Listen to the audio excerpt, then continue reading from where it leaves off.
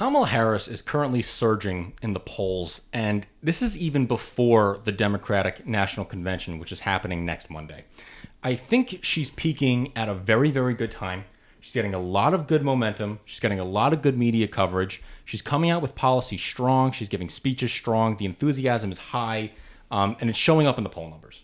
So she has just reached her highest point so far in the 538 moving average. Okay. She is ahead 3 points nationally. If you look at Nate Silver's model, she's ahead 3 points in Nate Silver's model as well. So this is the highest point she's ever been so far.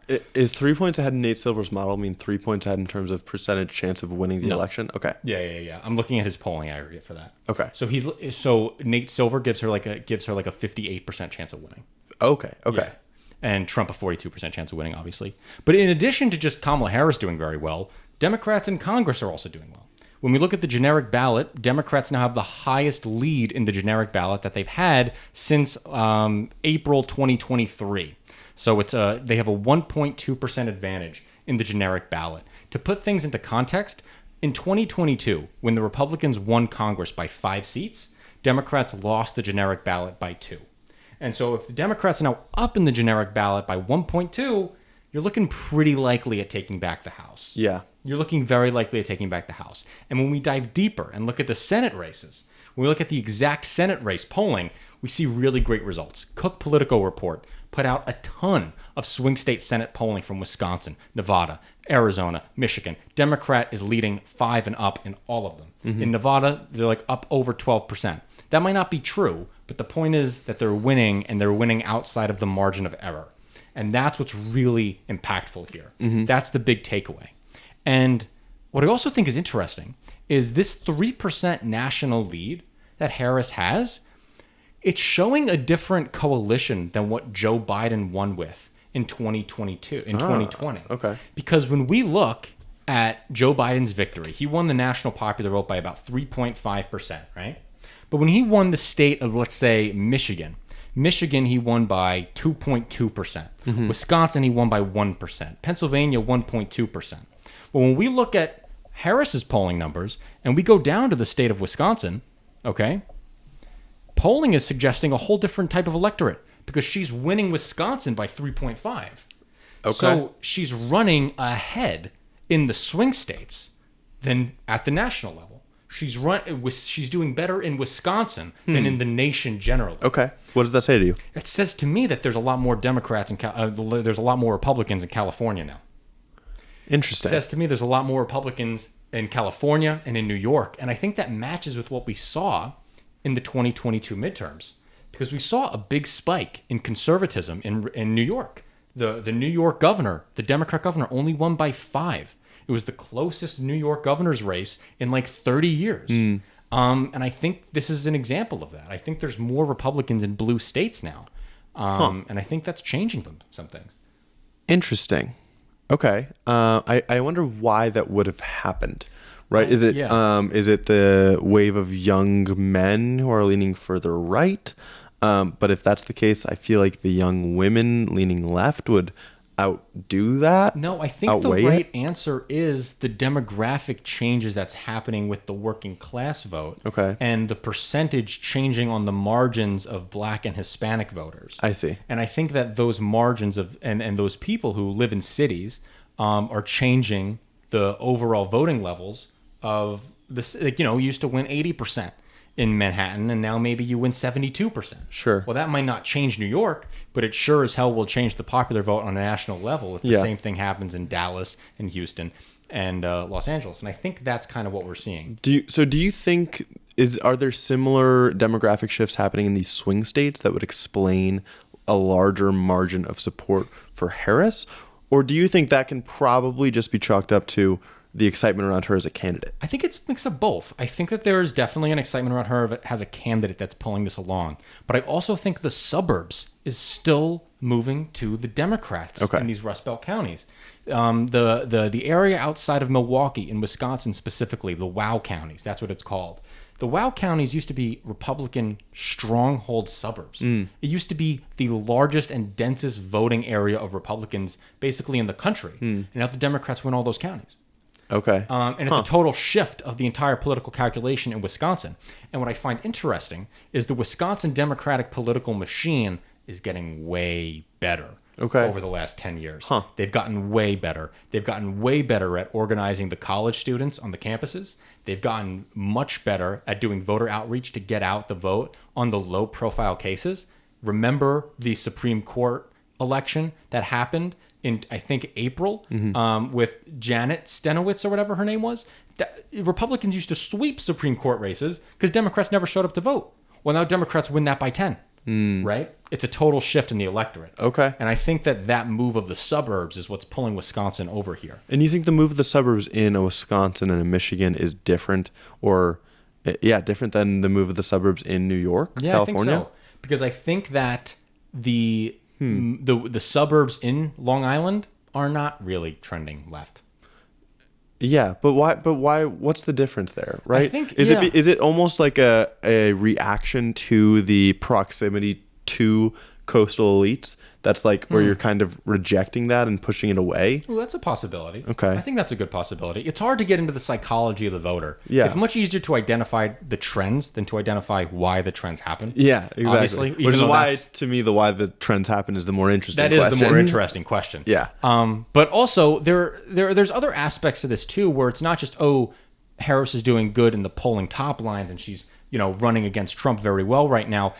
We also have to look at the enthusiasm gaps. Because the enthusiasm also really talks about who's going to show up to vote when it finally comes time to. Yeah. And so if we look at December of 2023, 47% of Republicans were enthusiastic about voting for Donald Trump. And 21% of Americans were enthusiastic about voting for Biden. That was in December 2023. Okay. Let's go more recent data. Sorry. Can you repeat the Trump number? Yes. 47% were very enthusiastic of Republicans. For Trump. Yes. Yeah. 21%. For Biden. Of Democrats. Yeah. Yes. Okay. So now let's go June 2024. The last poll before Biden dropped out. 71% of Republicans were enthusiastic to vote. Wow. 46% of Democrats were enthusiastic to vote. I'm surprised that it got up to that. This is before Biden dropped. 46% was Biden's peak enthusiasm number. Okay. Now, 85% of Democrats are enthusiastic to vote, and 71% of Republicans are enthusiastic to vote. Wow. Okay. So here's what I've gotten. What did you get from those numbers that you just got? I think this is a huge, unique political moment bump. Yes. This is a huge. Oh my gosh! I cannot believe the incumbent president who ran for and who won all the primaries dropped out of the race with 5 months to go. And we're getting a brand new candidate. I feel like it's a shiny new object. And that's the main thing that hits me. Do you think it's sustainable? Because you say shiny new object thing, that makes me believe that you don't think it's sustainable. I think it could be sustainable for a month, 2.5 months. That's a great point. And this is something I wanted to talk about too. Should we have shorter elections in the United States? Well, this is my question. I don't know if we can have shorter elections unless it becomes a trend, but it won't become a trend unless more and more candidates do it. So what I'm first wondering is, will this start a trend of late entrants, right? Because one thing we know is even when there are primaries going on, if there are ever potential candidates that people are dreaming of or wishing would be there, some people still hope, right, that they'll just announce and jump in. The problem, of course, is with the contested primary. Right. That's the issue. So the only reason this worked is because Biden was the incumbent. He won all the primaries and then decided himself to drop out. And then endorse Kamala. Yeah, you can't really enter after the Iowa caucuses and expect to have any success. No, definitely not. Yeah. And if there's no kingmaker, and honestly, the Democratic Party was just looking for a way out. Yeah. I mean, the party was just looking for a lifeline. Totally. Right? And Kamala Harris showed up with the lifeline, and then all Democrats bit and were like, "Oh my God, okay, whatever, we got it. You're our person now, for sure." Exactly. And so I don't know if American elections should be better or should be shorter, because because you could have more excitement, but does it really matter if there's more excitement for both sides? No, I don't like think so. The only reason we think this is a positive thing is because we think Kamala Harris would be such a more effective and better presidential candidate or president than Donald Trump would be. Sure. Whereas if it's all things created equal on both sides, it doesn't really matter if you have the long slog versus the short sprint. I agree. The last number I want to talk about out of this poll, this is from Monmouth, by the way. They asked, who would you vote for, Donald Trump or Kamala Harris? But they asked it in a nice way that I really liked. Definitely, probably not, or definitely not. Okay. So 38% of people said they are definitely voting for Kamala. 10% said probably. 33% said they're definitely voting for Donald Trump. 10% said probably. So that's putting the top line at 48 to 43. Yeah. Okay. The definitely nots are what's important here. 44% of people said they're definitely not voting for Kamala. 49% of people said they're definitely not voting for Donald Trump. Wow. He's getting very close to that 50% number. Yeah. That's dangerous. if it comes election day and 51% of people will definitely not vote for you, yeah, you're not winning. Yeah, I have to admit, like, to convert those probablys, the one way I think Kamala really does risk losing steam, and the attacks that I think are the most powerful from the Trump side right now, is why are you not doing interviews? Yes. Why are you not doing more unscripted appearances?